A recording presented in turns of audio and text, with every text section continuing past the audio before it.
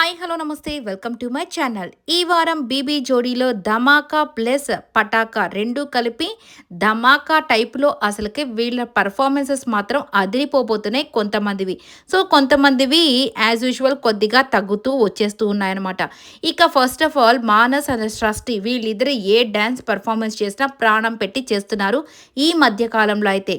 So ఇక వీళ్ళిద్దరు పర్ఫార్మెన్స్తో అదరగొట్టేశారు. Mass round కాబట్టి మాస్ స్టెప్పులు వేసి ప్రతి ఒక్కరిని అసలుకి వేరే లెవెల్‌కి తీసుకొని వెళ్ళిపోయారని చెప్పాలి.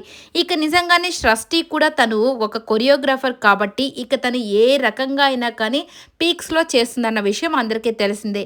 అలాగే మానస్ కూడా ఎక్కడ తక్కువ ఏమి కాదండి. ఆర్టిస్ట్ అయినప్పటికీ కూడా మంచి డాన్సర్ అని ఆల్రెడీ తను ప్రూవ్ చేసుకున్నాడు చాలా షోస్‌లో. సో ఇక ఇద్దరు మంచి పర్ఫార్మర్స్ దొరికితే ఇక డాన్స్ ఏ రేంజ్‌లో ఉంటుందో మీ ఊహకే వదిలేస్తున్నాను. ఇక తన బావ డాన్స్ వేస్తుంటే అమర్దీప్ అయితే అలా చూస్తూ ఉండిపోతున్నాడు. నిజంగానే అమర్దీప్ అండ్ మానస వీళ్ళిద్దరి ఫ్రెండ్షిప్ చూస్తుంటే నిజంగా చాలా అంటే చాలా హ్యాపీగా అనిపిస్తుంది. సో ఎవరి దిష్టి వీళ్ళకి తగలకూడదేమో అన్నట్టుగా నిజంగా ఒకరి మీద ఒకరైతే చాలా మంచి జెన్యూన్ బాండింగ్తో వీళ్ళైతే కలిసి ఉంటున్నారు.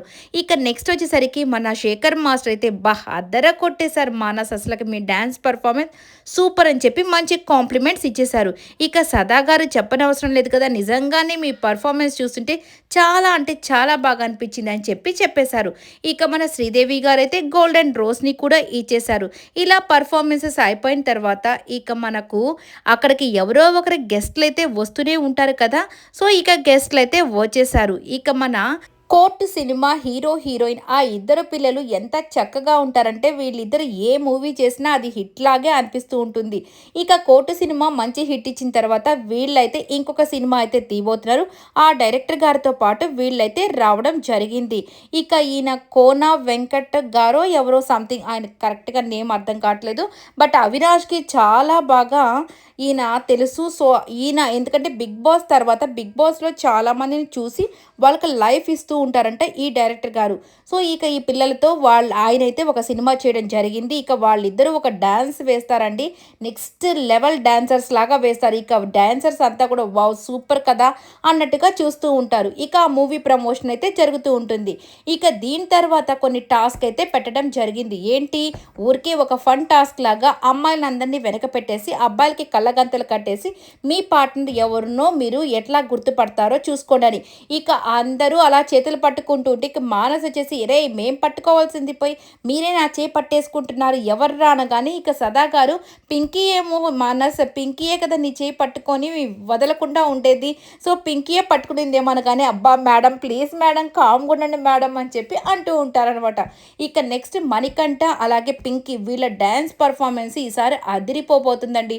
ఇక నిజంగానే మణికంఠకి ఒక పట్టుదల అయితే ఉంది. సో తను ఏదనుకున్నా సాధించగలడు. కొన్నిసార్లు మిస్ఫైర్ అవుతూ ఉంటుంది కానీ బట్ డ్యాన్స్లో మాత్రం ఎక్కడ కాంప్రమైజ్ అవ్వకుండా చాలా బాగా చేశాడు. ఇక మంచి కాంప్లిమెంట్స్ కూడా వచ్చేసాయి. శేఖర్ మాస్టర్ దగ్గర నుంచి సదా గారి దగ్గర నుంచి మంచి కాంప్లిమెంట్స్ వచ్చాయి.